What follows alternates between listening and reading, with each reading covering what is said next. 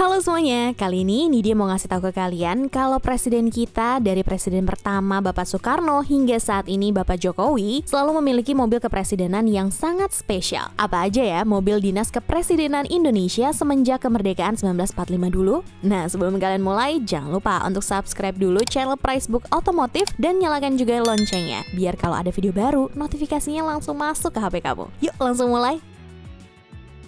Mobil kepresidenan pertama kali untuk Indonesia bukanlah sebuah mobil yang dibeli, melainkan mobil hasil curian dari Jepang. Mobil ini adalah Buick 8 Special Edition. Mobil ini dipersembahkan kepada Bung Karno oleh Ketua Barisan Banteng Sudiro pada tahun 1945. Meskipun pada saat itu sudah berusia 6 tahun, namun mobil hasil rampasan perang ini merupakan mobil terbagus di Jakarta saat itu. Namun pada saat Sudiro menemukannya di belakang kantor Departemen Perhubungan, mobil ini bukan tak bertuan. Sudiro yang mengetahui ini bukanlah mobil biasa, akhirnya Sudiro mendekati sopir yang memegang kunci mobil ini. Kemudian beliau menyuruhnya pulang ke Kebumen. Setelah itu barulah mobil ini diberikan kepada Bapak Soekarno. Karena dirasa pantas, akhirnya mobil ini menggunakan plat Trap 1. Mobil sedan yang memiliki panjang lebih dari 5 meter itu memiliki mesin dengan kapasitas 4100 cc, overhead valve, OHV, teknologi yang sama dengan Kijang generasi pertama. Hanya saja ini terpaut 40 tahun. Pada zaman itu sudah termasuk teknologi yang canggih. Mobil kepresidenan pertama ini digunakan dalam perjuangan mempertahankan kemerdekaan Indonesia antara 1945 sampai 1949. Sekarang mobil ini masih tersimpan dalam keadaan yang sangat baik dan masih bisa berjalan di Museum Juang 45 di Jakarta. Namun, Bung Karno tidak hanya menggunakan Buick 8 Special Edition selama masa jabatannya. Beliau juga menggunakan mobil kepresidenan lain, yaitu Chrysler Imperial generasi ke-6 tahun 1949 dengan plat nomor RAP2. Pada masanya, Chrysler Imperial ini merupakan top of the line dari produk-produk Chrysler. Pabrikan yang bernaung di bawah General Motors ini memiliki usia yang cukup panjang dari 1926 hingga 1954. Dalam waktu sepanjang ini, Chrysler Imperial memiliki 6 generasi. Generasi ke-6 inilah yang menjadi mobil kepresidenan Republik Indonesia yang merupakan hadiah dari Raja Arab Saudi saat itu. Mobil ini menggunakan mesin V8 dengan kapasitas 5400 cc. Kebayang tuh ya borosnya kayak apa? Mobil ini merupakan salah satu mobil kepresidenan yang paling bersejarah karena pernah menjadi sasaran granat Cikini pada tahun 1957. Konon katanya itu adalah perbuatan warga yang tidak menyukai Bapak Soekarno. Sekarang kalau kalian mau lihat mobil ini, langsung aja ke Museum Juang 45. Mobil ini juga tersimpan di sana dengan rapi dan dalam kondisi yang masih bisa berjalan.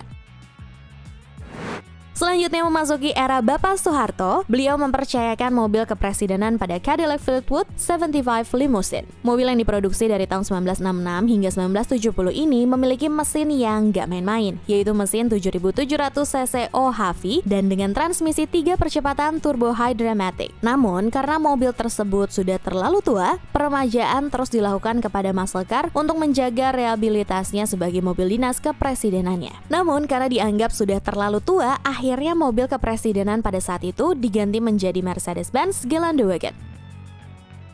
Mobil ini juga ternyata memiliki sejarah yang cukup penting dalam masa kemerdekaan Indonesia. Makanya sekarang harganya mahal.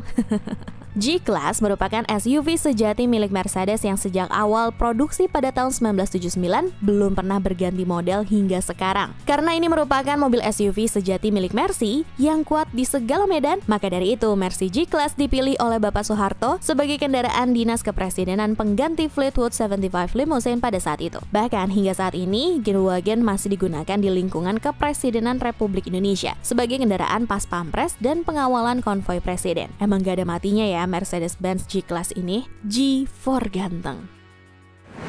Kemudian masuklah ke era sedan termewah Mercedes-Benz. Di akhir masa jabatannya, Bapak Soeharto kembali mengganti mobil dinas kepresidenannya dengan Mercedes-Benz S600 produksi tahun 1994. Mobil ini bukan hanya seri tertinggi pada S-Class, namun adalah mobil termewah di Mercedes-Benz. Secara desain kalau sekarang sih emang udah kelihatan tua, namun dulu ini adalah mobil dengan desain yang sangat amat mewah. Untuk urusan dapur pacu, mobil ini mengandalkan mesin V12 6000 cc naturally aspirated karena pada zaman itu belum mengenal turbo. Mobil ini mampu menghasilkan tenaga 390 brake horsepower dan torsi maksimal 570 Nm. Ingat loh guys, itu brake horsepower yang berarti ukurannya adalah tenaga yang ada di roda. Pada masanya, tenaga segitu tuh gede banget karena beban mobilnya juga berat ya. Mobil ini berlanjut sebagai mobil dinas kepresidenan Republik Indonesia ke presiden-presiden selanjutnya, yaitu Bapak B.J. Habibie, kemudian Ibu Megawati Soekarno Putri, dan yang terakhir adalah Bapak Abdurrahman Wahid atau yang akrab kita kenal Gus Dur. Mercedes W124 yang sudah menemani Presiden-Presiden Republik Indonesia selama 13 tahun akhirnya mengakhiri masa baktinya setelah Presiden ke-6 RI Bapak Susilo Bambang Yudhoyono atau yang lebih akrab dipanggil Bapak SBY memutuskan untuk mengganti Mercedes W124 tersebut dengan Mercedes-Benz S600 Guard W221 pada tahun 2007. Mobil termewah Mercedes ini berbasiskan S600L yang berarti long wheelbase. Nama Guard yang ada di belakangnya bukanlah hanya sebuah nama karena mobil ini merupakan armored vehicle dengan standarisasi Eropa B6 dan B7 untuk ketahanannya. Mobil ini anti peluru dan juga kuat menahan ledakan seperti granat dan bom. Karena ya Indonesia juga menggunakan perlindungan yang luar biasa terhadap kepala negara. Nah, untuk fitur lainnya, mobil ini menggunakan ban RFT, tangki bensin self-healing, dan juga sistem pemadam api jika terjadi kebakaran. Kemudian juga ada emergency fresh air system, Pneumatic Emergency Control System untuk power window-nya sehingga jendela bisa dibuka jika dalam keadaan darurat. Kemudian ada Panic Alarm System dan juga Emergency Boot Opening Facility. Safety banget ya kalau mobil yang memang diciptakan untuk orang selevel presiden. Untuk urusan mesin, mobil ini menggunakan mesin V12 5500cc biturbo dengan tenaga 510 horsepower dan torsi maksimal 830 Nm. Tenaga tersebut dibutuhkan untuk bobot mobil ini yang sangat berat karena sistem keamanannya. Mobil ini digunakan hingga tahun 2017 hingga akhirnya di tahun yang sama presiden selanjutnya yaitu Bapak Joko Widodo memutuskan untuk mengganti mobil ini karena pernah mogok beberapa kali dalam program kunjungan kerja kepresidenan. Mobil kepresidenan Republik Indonesia yang terbaru adalah Mercedes-Benz S600 Pullman Guard W222. Merupakan mobil yang sangat-sangat luar biasa. Mobil ini dibeli pada masa pemerintahan Bapak Jokowi di tahun 2017. Mobil ini berbasiskan Mercedes-Maybach S600 yang dilengkapi dengan plat baja anti peluru dan sistem keamanan yang sama dengan S600 Guard W221. Mobil ini menggunakan mesin V12 6000cc biturbo yang mampu menghasilkan tenaga sebesar 523 brake horsepower dan torsi 830 Nm. Mobil ini memiliki kecepatan maksimal 210 km per jam. Loh, kok pelan ya?